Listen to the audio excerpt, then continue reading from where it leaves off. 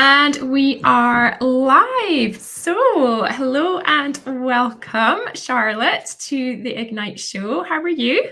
Thank you very much. Yeah, very good, very good. Really excited to be on your show. I'm excited to have you. It's going to be great. So, we are live and we are broadcasting to LinkedIn and to Facebook by the power of technology simultaneously.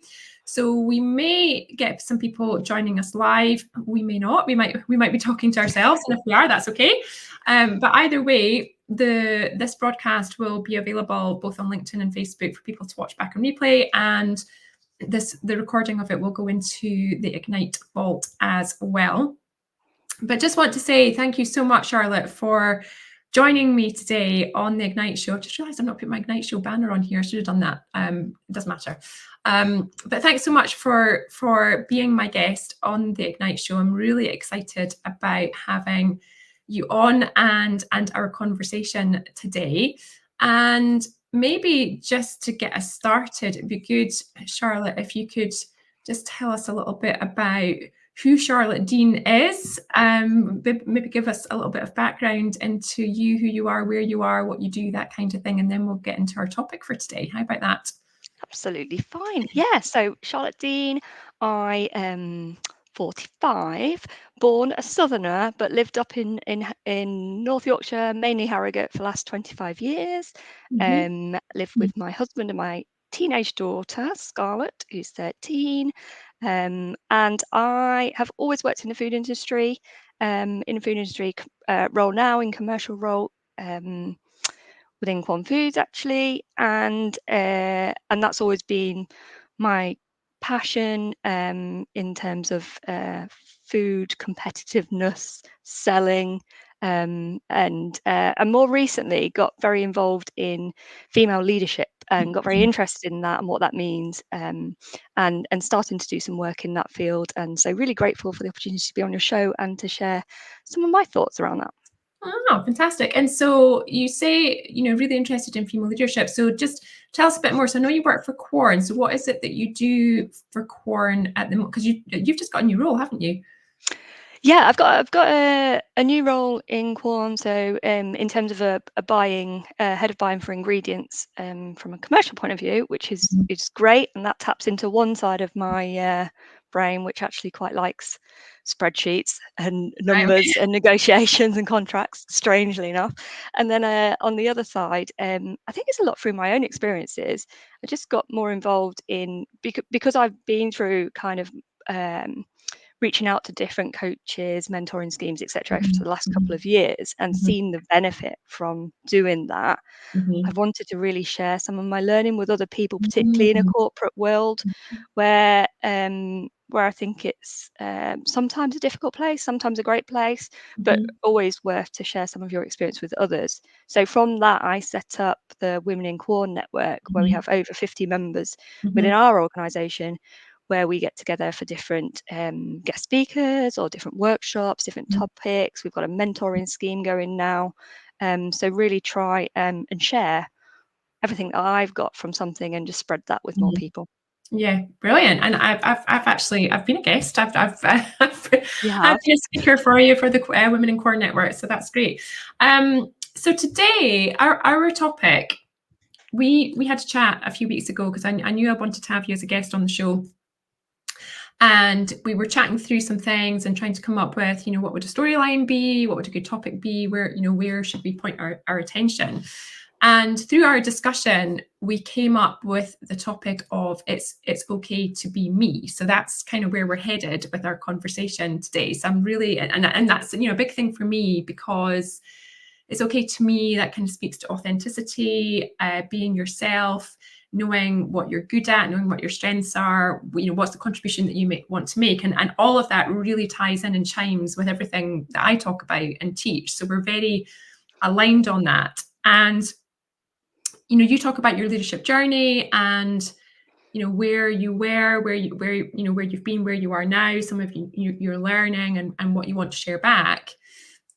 And that's a good segue for us into, so one of the first things I thought we could talk about today is based on our initial discussion. So we went right back to, who was Charlotte? Where did Charlotte come from? And, like, tell me about your childhood and all that kind of thing. But there were some interesting things that came out of that. So I'm just curious if you could maybe share a little bit about your journey, but like, take us back, like where did it all begin and how does it tie into where you are now? So maybe you could share a little bit about Yeah, that. no, that's really good, because that's some of the work that I've done myself, is to try and understand where some of my characteristics come from. Mm, And so I kind of delved into, I think they call it inner child work, but it sounds a yeah, bit crazy, that, but delved yeah. into that a little bit. So yeah, a really good childhood, one of 4 daughters. So A in lot. terms of that, comes with a lot of competitiveness, whether that's stealing other people's clothes, things, boyfriends, or what have you. But certainly very interested in our house, and interesting for my dad. Both my parents worked very hard, but very different. So my dad's very corporate. Let's do the Robert Maxwell, that's his name, stance with his hands, and very proper, quite quiet in a way, and very intelligent guy. My mum's super intelligent too, but very different, very creative, and kind of, it was interesting to see those two dynamics play, I guess. And also through our childhood, there was quite a lot of change. So we moved house 10 times, I think, and I went to 6 or 7 different schools. So That's a lot, that Charlotte. actually, when I reflect on that, was quite Yeah, a lot of change. And so when I kind of put those dynamics together and thinking about it, I think I created this real independence in my childhood, I think, and just became, I was very much my own person. I think moving schools that many times, you don't have that kind of continuous friendship group or that kind of community that you always fit into. So I was a massive geek at school. I love the fact that I was. I tell my daughter now, and she's like, "What?" All the different things that I did, and I loved it. But I stayed in this little bubble, um, doing these things, and just kept myself to myself. But was always secretly trying to get more and more validation from others around me, and particularly also from my mum. It's quite funny because with my sisters, even though we're all grown up now, we still fight for attention. Um, from our parents. Christmas and stuff like that. Nightmare. Wow. So it's interesting, those kind of things. But I think that, so I driven in me that I kind of got labelled as like my dad. So, and then one of my other sisters really like my mum, and you get that labelling from a very Yeah, early age. yeah. And so then I kind of was fitting into this mold, is that, I'm the one that should get a corporate job, and should do this and should Yeah. do that. There's a lot Yeah. of shoulding. It's my favourite I was word, just shoulding. I was just about to say a lot of shoots in there. Wow, okay. Shoot. Should. Mhm. Yeah, it's interesting, shoulding, isn't it? I think. Yeah, I'm shooting. sure that's not in the dictionary, but this kind of concept about how you think you should show up from what you think other people want you to be, or how you should be. And that carried with me Yeah, for a lot of years, I think, in terms of that. But yes, certainly this kind of strange, different dynamics, good mhm, dynamics, but just shaped in terms of mhm. who I started to be. But then I went to uni. Sorry, that all changed, Yeah. because suddenly everybody was new, and and it wasn't like I was a kid that just come and fitted into somebody else's groupings. And Mhm, so suddenly I was in a space where actually I had this kind of friendship group where I was equal. mhm, And also but I really wanted to fit into that. So mhm. I think I wanted to do all my geek societies and things in uni, but I didn't. I ended up going partying and drinking and socializing a lot, which was great. As you do, yeah. Yeah. But it sounds like, so when you think about your experience growing up to, into early adulthood, it sounds like there's a lot of movement, a lot of moving around. And in that moving around, like you being independent because you didn't have a sort of stable network of friends. But at the same time, what I'm learning and what I've heard you say is, with every move, there was that requirement to, okay, now I need to fit into this environment. Now I need to find my way in this circle, in this group. And so it sounds like there's been a learned behavior from early on about shifting and bending yourself in order to mold to fit into whatever surroundings you find yourself in at any given time, and that you became quite good at doing that. I'm really good at it. Yeah, really, yeah, really good at it. Yeah, but you don't realise that I didn't realise that until a few years ago, and we'll go into that I'm sure later. Yeah. But I didn't perhaps realise how well I realised it, but not how much I was doing it. So how much I was also preparing to Mhm. be in a different environment and preparing how I might need to be. There's times when I've gone to places or gone somewhere for something and sat in a toilet and gone through in my head, what are the questions I should be asking people? What should I talk to people? Looking what should I wear? How should I fit in? Like And listen to all strange those, at times. yeah, and listen to all those shoots again. What should I wear? What should I say? Yeah, yeah, yeah. Should, yeah. Hmm. And so then that suggests then that there was a lot from your perspective around trying to understand what is the expectation here? What's expected of me here? How should I be here? How should I show up here? And when you talk about your family experience in early childhood as well, you talk a lot about your dad, and you talk about living up to certain expectations. I was expected. People thought I would be like my dad. As you think about that now, and you reflect back on your early adulthood, like what was it like for you to feel like you were expected to live up to certain expectations? Family expectations, friend expectations, environment expectations. It's funny because actually at the time, I don't think it was such a big thing. It's only on reflection now. But at the time, I thought that's actually what you're supposed to do. You're supposed to fit into society, I guess, or to norms, or to Mhm. conform. I think that's definitely how I feel like um, whatever my experiences were, that brought me up into that way. Because actually, when I kind of left uni and I got my first job, and I got a bit later on when I found my partner and got married and had a child, I'm all the time thinking this is all great things, but I was doing it in a certain way. But I'm all the time thinking I was a bit cocky with it. I was like, yeah, because I think you're kind of riding on that adrenaline of doing it. You're ticking all the boxes of what you think you should be doing. Mhm, So you're mhm, actually quite proud of yourself in a very strange mhm, way. mhm, mhm, Um, and those things are all good. Don't get me wrong, but I've got a mhm, few hyper behaviors in there. So and it's those things which catch you out, because actually mhm. that takes a lot of effort and it takes a lot of energy to really live up to those things all the time. Yeah, and the thing that I was going to say, just leading into that, is it requires quite a bit of masking at times as well. Like being, I was like, okay, like let me put this mask on now, or oh, I'm here, let me put this mask on. So, is that familiar to you? Like, does that change? It's really familiar to me, because I kind of feel like also because I've just been spending a bit of time I feel like I've got two characteristics in me, and I've been trying to merge them to get this kind of inner peace and alignment. But when you've got these kind of different personas, because I'm quite creative, I can be quite social, but also I can be really insular, and I can be very structured and very organized and very processed.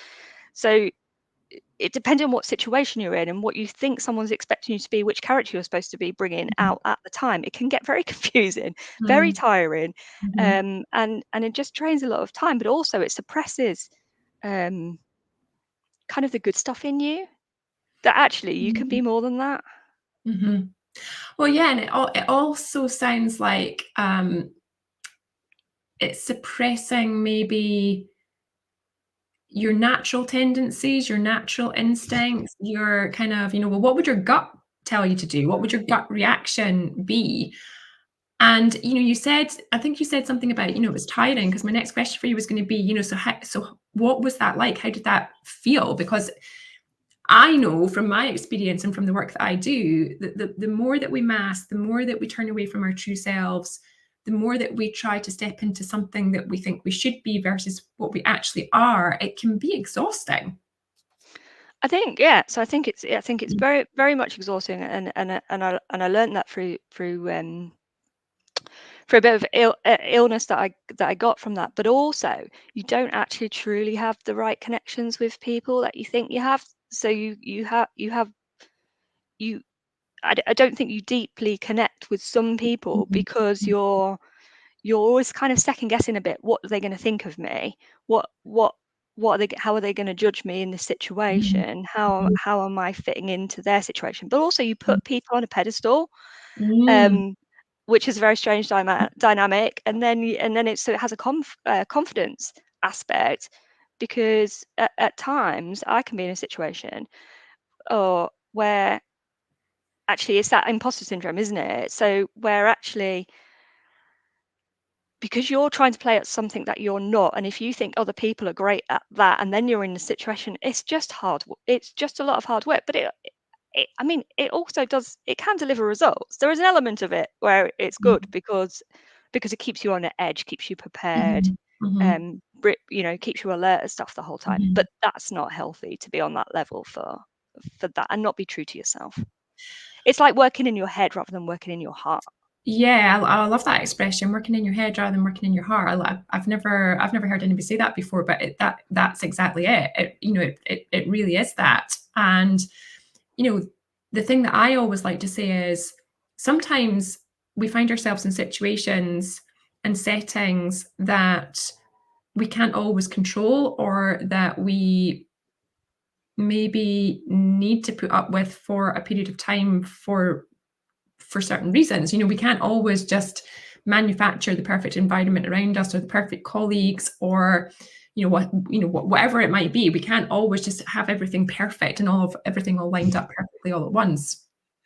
However, the longer we're in a scenario where we are masking, where we are um, sitting with all of these should do this, should do that, should do the other, should be like this, should be like that person, the more energy it takes, and the more energy we spend, um, I guess what's the word I'm looking for? The more energy we expend in creating that persona and living up to these expectations, than we actually spend in doing the things that we're really good at, adding the value that we're meant to add, making the contribution that is the contribution that we can truly give. And it does take a lot of energy, and that energy could be spent doing things that are more natural for us and easier for us to do. I'm just going to say quickly, Charlotte, so I noticed we've got a couple of people dropping in and out that are watching us. So one thing I will say is, if anybody who is watching, if you have any questions that you'd like to either me or Charlotte to answer, feel free to pop them into the comments. We're live on LinkedIn and on Facebook at the moment. So feel free to drop any questions into the comments. And if you're watching this back on replay, because this will be around forever, there's no getting away, it will be around forever. If you do have a question after the fact, if you put a comment in, we should be able to see it then as well. So feel free to ask us anything that you want. So I want to ask you, Charlotte, based on all of that, when we talked, the whole reason for us getting to the point of saying it's okay to be me, and that being the theme for our topic or for our show today. It's Anne Lucas that's on. Hi, Anne. Thank you for tuning in. It looks like she might have a question for you, Charlotte, so I'll come back to that. What shifted for you? Because there's been a transformation, and there's always this was then, but this is now. So something's happened in the middle to get you to the point of saying, and I guess leaning into it's okay to be me. So what Yeah. shifted? So there's actually three things, but I'll try and summarize them Okay. fairly simply, I think. One, which I'm Just before sure. you do that, Charlotte. So Anne's saying, Charlotte, you're so inspiring. Oh, That's lovely. thank you, Anne. That's great. Thank you. But so the first thing, which I'm sure had an effect on everyone, but had a huge effect on me, was COVID time. Mm. So at that time, I would say kind of we came off the hamster wheel. So I was on this hamster wheel of, perfect family, perfect job, perfect house, trying to Mhm. be perfect person. Mhm. And particularly here was about my daughter. So I have a single daughter, and I had a single daughter in a way because I was one of 4 daughters, and I just wanted to be a single child. Sorry, sisters, Okay. but it was true at times. Um, and but I wanted this perfect, confident single child. You know, where you try and play out Mm. your own uh, your childhood for your The children. dream, sort of like the dream for you, the dream you had for yourself, you want to kind of play, Yeah, I see mean, it's gross, children. really. But you know, COVID found that out because everything stopped, didn't it? So Mhm. from my husband and I working full time away from home, to a daughter being in every club possible to be the best thing in the Mhm. world, you know, Mhm. to that all stopping, and then you come home, and you're all at home together, and then you kind of realise actually who everyone actually is, and Mm. um my perfect confident child, who's gorgeous, by the way, but just wanted to be at home and have a big hug. Aw. um, and that was a real lesson actually about really prioritizing and understanding things. So I think that was one point. The other one was I know. So Charlotte, sorry to call you out on this, but I really noticed the emotion coming up in your voice when you speak about that. I mean, that there's a that's really important to you, right? yeah, it was a major because I was doing exactly that. I was trying to fix, not that I had a bad childhood, but fix all the bits that I wanted this perfect life to be through my single child, and put all that pressure onto her. And when Mm. you were in that, when we were forced in that situation, and it wasn't a pleasant situation for anyone, but it was good for us because it gave us a massive learning, Mhm. was you realize that that's not true. And actually that's what I mean about you know, if you're in this hyper mode all the time, trying to achieve everything that you think you should be, Yeah. you Oh. and that was a particular, but that's something that still now I live my life by. Even when I think now my daughter's only got 5 years, if she goes to uni, it doesn't matter if she does or Mhm. doesn't, Mhm. left at home, you know, I've really turned my behaviors around in terms of Mhm. how I um you know, accept who she is as a person, you know. So it's best for her to be her, it's best for Yeah. me to be me, but Yeah. it's not good at all for me to try and make her who I wanted to be. Anyway, you know where I'm going with that. Yeah, yeah, yeah. Totally, totally. um and then but that's where I started to kind of strip back, and actually it's taken a bit of time to really unravel some things, and it takes a bit of a lot of emotion. I'm quite an emotional person, as you can tell, Yeah. but you Yeah. kind of you know, and if things are all built up in me, then they come out in tears and things. But also 2 years ago, I'm quite healthy, active person too, but I had I didn't realize at the time, but I had a slip disc, and it was trapping the nerves to my leg, and I actually just my leg buckled and I couldn't walk. And but because I had this slip disc, I didn't think it was a slip disc. It would go away. Everything would be fine. I kept Mhm. going to work. Mhm. You know, that old chestnut. So, but it completely floored me, and it was serious, and I ended up having a back operation. But I think it Oh, was absolutely a sign to say you can't carry on this way. You need, you know, I kind of say it was, you have to realign yourself, particularly when it's like kind of back spine thing. Kind of yeah. say that because I think, you know, it gets the amount of pressure that I put on myself to be something I'm not, really, it puts stress on you, and it will come out in some way or another. It will catch you up. And I said there were 3 things. Yeah. So the other one is that there's been quite a bit of, I guess, in quite a few organisations recently, restructuring. So I've always thought I have my career path, what I want to do, where I want to go, what I want to do next. You know, I'm quite focused like that. And through some restructuring, I still retain my within the company I'm in, which is super great. And actually, I'm sure that people think this is for great reasons for me. But I was given a job rather than I had a plan to be given a job, and Mm. that didn't fit well with me, Mhm. because it didn't. Whilst it was my choice, although my other choices I could have gone something else, and you can, you know, I Mhm. decided that well, I should, sorry, same favorite word, should take that. So I took the job that someone else thought that was right for me, and actually ended up doing that for a bit and realized it's totally not right for me. And then I've Mhm. managed to really uh, find my own path to change that, and that's what I've done recently. Yeah, and so I'm curious about that, Charlotte. So you talk about, that wasn't right for me, or it wasn't a good fit for me. And so in my line of work, when we talk about something being a good fit or otherwise, usually we tie that back to what are our values. So what are the things that matter most to us? What are the things, what's part of our DNA? Who are we as a person? And really surfacing that, being aware of that, but also allowing ourselves and giving ourselves permission to align with that. So what have you learned? Because there's things in what you said, that you an action that you've taken based on what you've learned about yourself. So what have you learned about what matters most to you, and what your values are? Because that's really what's driving all of this. That absolutely is driven Mhm. that, and so I've spent quite a bit of time to really try and understand what my values are, because you have to be careful too when you first start looking at your values, because you might be a Mhm. bit caught out and think your values are your values, but they might be things that you think should be values. You know what I mean? Because So we often think that values are aspirational. Oh, I'll have yeah, some of this, yeah, yeah. and actually, they are so not that. They, like, you actually, you don't really get to choose your values. Your values are what your values are, and like it or not, it's like, well, that's who I am. Yeah. You can't go down the list and pick them. You've got to think of the Yeah, experiences that you've had, haven't you? And yeah. to draw from those and say what was really important to me at that time.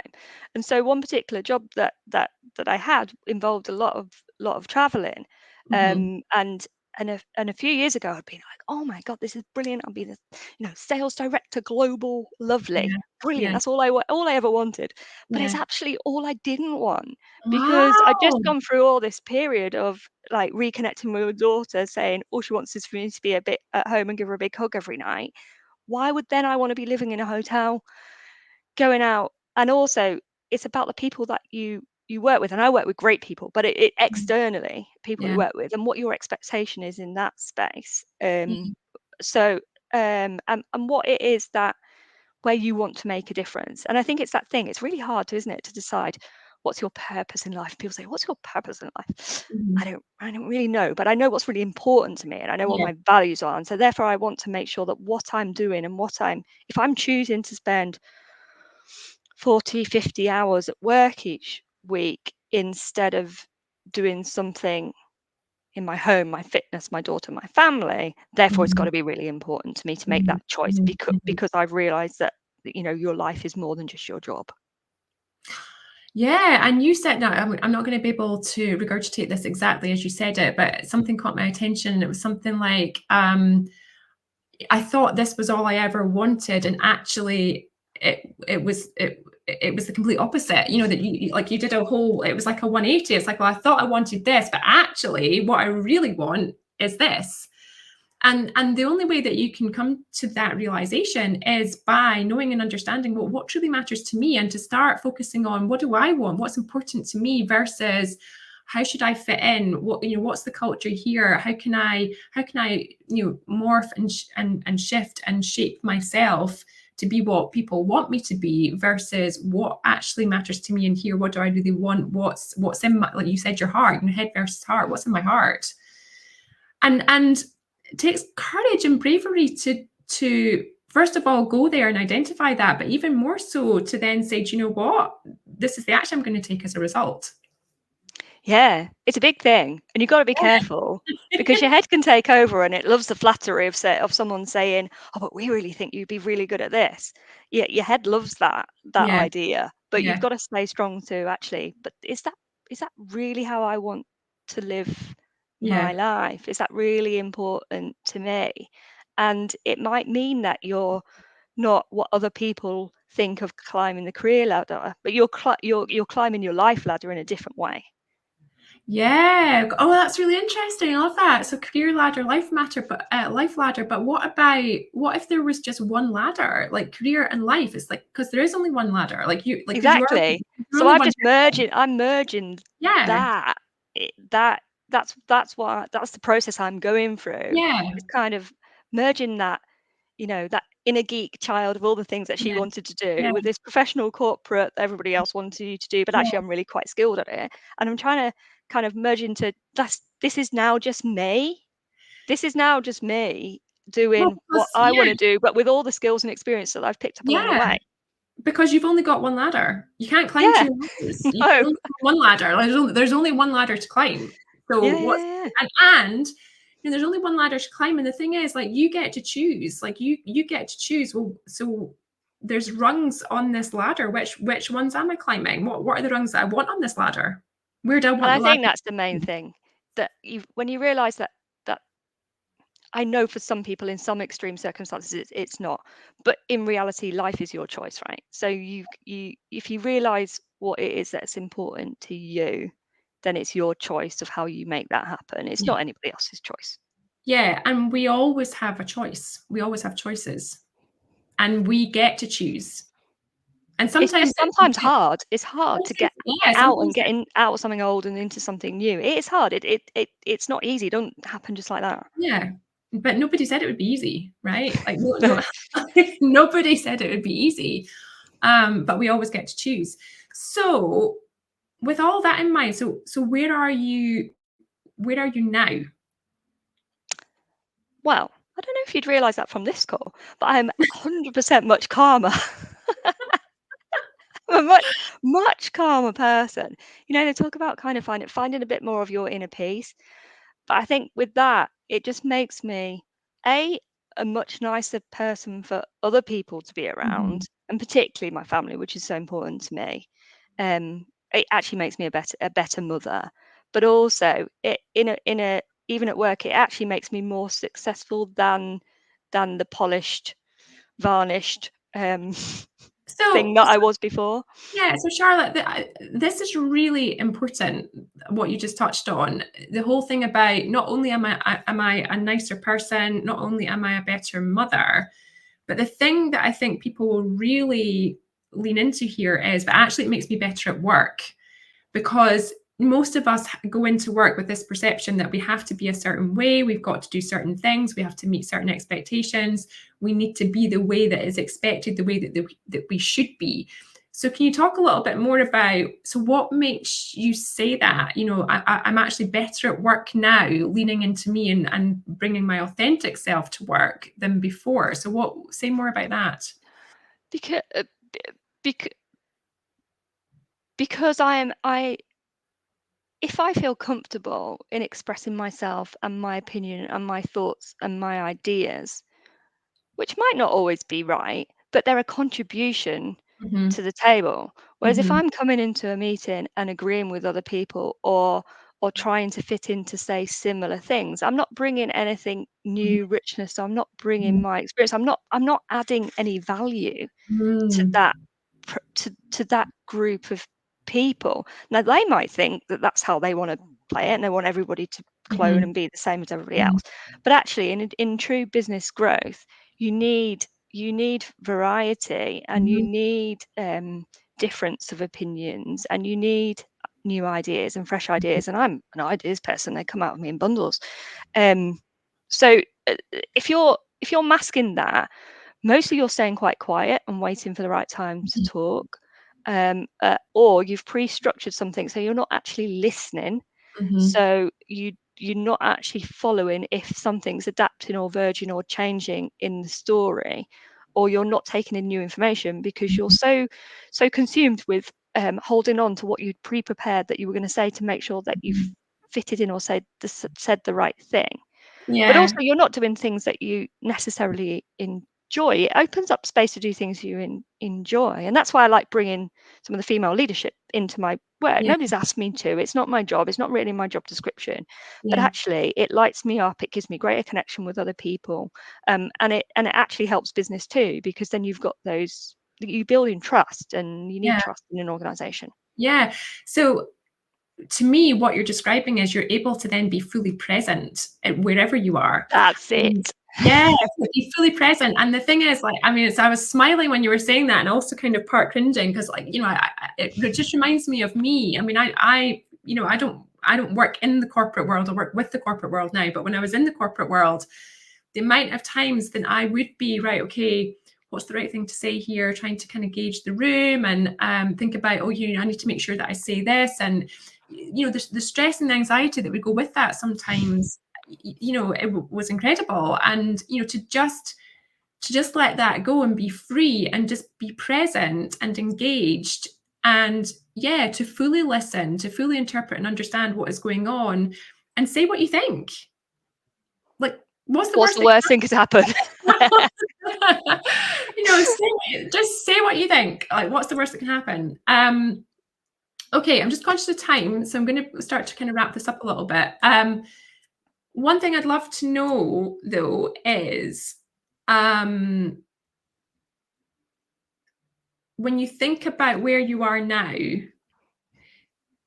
there are some things I think that you do need to lean into that help you. And the one thing that comes up for me, which I think is really important, it's not confidence, but it's courage. You know, in any leadership position, we need a dash of courage here and there to allow us to embrace who we truly are and to speak up and be vulnerable and be visible. Like, how has that played out for you? Yeah, I'm getting better at it. Getting loads better at it. Mm-hmm. It's something obviously that I've had to kind of dig deep to find. I feel I'm quite courageous wearing my goldfish earrings to work today. The goldfish earrings, or you know, I don't know. I just thought that was best to be me, so I didn't put my pearls on. I put my goldfish earrings on. Yeah. But yeah, no, it's practice, right? So if you what do they say? Feel the fear and do it anyway. Yeah. You do something, and then you realise, oh, actually, it's not that bad after all, and actually, no one actually really cares about anybody apart from themselves, so it doesn't really make any difference whatsoever. And then you do the next thing, and then you just realise, and then it slowly starts to chip away, and then you just feel much more confident in your skin. But it doesn't happen overnight. It takes a bit of time to move into that space. Yes, it takes practice. You know, dip your toe in, try it, see what happens. Realize actually everything's still okay, and then like, it gives you that bit, because it's the courage. The courage comes first. So you need courage to take action. You take action, and then that gives you the confidence to keep going, because you realize actually that was kind of okay. So I'll try it again. Okay, so let's wrap this up, Charlotte. You have had an amazing journey, and it's a journey that is continuing. So we're not done yet. So we've not got to the end of the story, because this is, you know, we're all on a journey, and our journey continues to evolve. If you were to say, you know, what's the moral of the story of where I am right now in my journey, what would you say that was? I think just learn to love yourself and be proud of yourself, so that so you don't get in the way of your own happiness, joy, and what's important to you. And I love that I've got it written here actually. In a world where you can be anything, be what you want to be, not what others want you to be. Yeah, I love that as well. And you know, you talk about joy, and you know, joy is a word that I use a lot as well. And the thing about joy is sometimes we forget that we're meant to have joy, and that whatever we're doing, we're supposed to feel joy, and you know, it's okay to feel joy, and actually it's okay to want it and to have it. And if something isn't giving us joy, because one thing that I remember we talked about is, if something's not giving us joy, it's okay to walk away. Like, that's okay. It's okay. One last question. What do you know now that you'd wished you'd known 10 years ago? That work isn't the biggest priority in your whole life. Oh, so what's your biggest priority? Myself. Mm-hmm. And I don't feel selfish saying that. Good. And my family. Yeah, nothing else comes before that. I love that. Perfect. Charlotte, thank you so much for being my guest today. We could have gone on longer, but I'm just conscious of time. I want to be respectful of your time as well. I really, really appreciate you being here. And again, if anybody is watching this on replay, if you have any questions, feel free to pop them into the comments and we can come back and answer them. One quick thing I do just want to share before we wrap is I am running a How to Lead with Confidence challenge starting next month in November. So the welcome call for that is on Friday, the 8th of November at 4 p.m. UK time. And then we get started on the Monday the 11th of November for 5 days, where you get a little task to do from me over the 5 days. And there's a call every day as well. It's free to take part, free to attend. And so if you know anybody who would like to do that, the link to register for that is on your screen now. And Charlotte, you took part in the last one, and it was great. You won the challenge. I did. No, it's brilliant. I recommend it to anyone as well. Like, so you said, "Oh, I'm competitive." I was like, yeah, definitely. Thank you for your contribution in that as well, Charlotte. I really appreciated that. So you're welcome. So we'll leave it there for today, Charlotte. Thank you again. Really, really enjoyed chatting to you. And we'll talk again real soon. Bye, everyone. Bye.